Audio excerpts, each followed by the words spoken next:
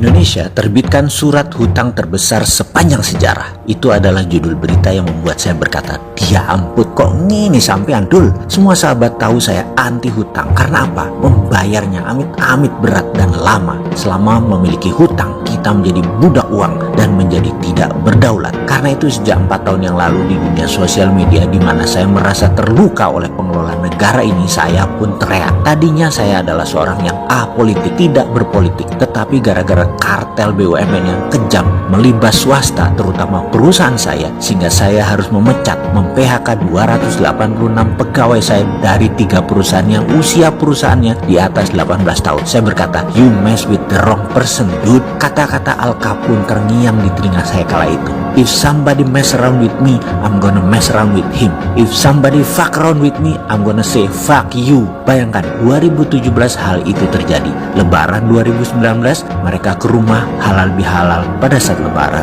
Para saudara saya tersebut, saya tidak menyebut mereka mantan pegawai. 15 tahun lebih bersama-sama itu lebih dari saudara. Mereka menceritakan cari kerjaan susah, wirausaha susah, hutang sana sini.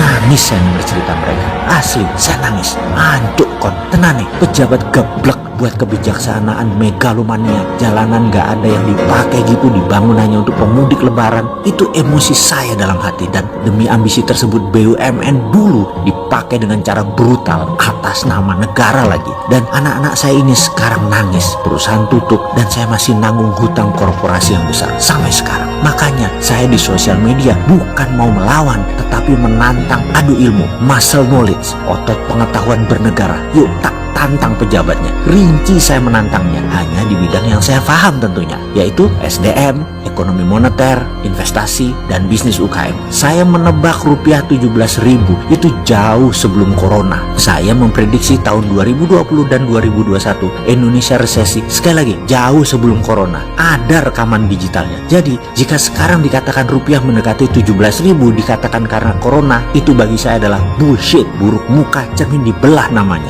Dan ketika Indonesia berhutang besar sepanjang sejarah, murka saya. Lu pejabat, tahu nggak pedihnya nyaur nyicil hutang? Siapa yang bayar nanti?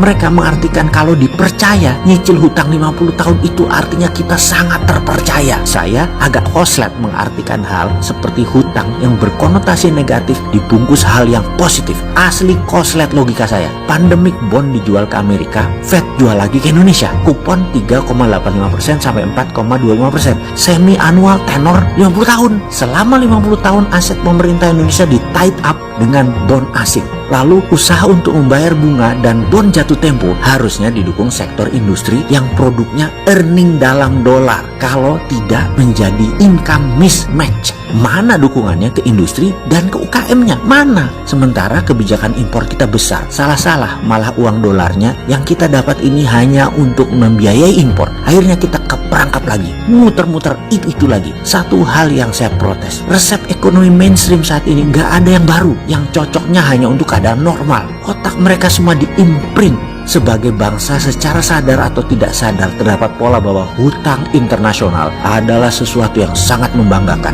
karena artinya Indonesia masih dipercaya secara internasional. Kok gitu mikirnya? Itu memalukan. Ngutang itu bukan hal yang membanggakan, itu memalukan. Maaf ya, saya menggunakan kata-kata keras karena di muscle knowledge yang lain ada cara yang gak perlu ngutang.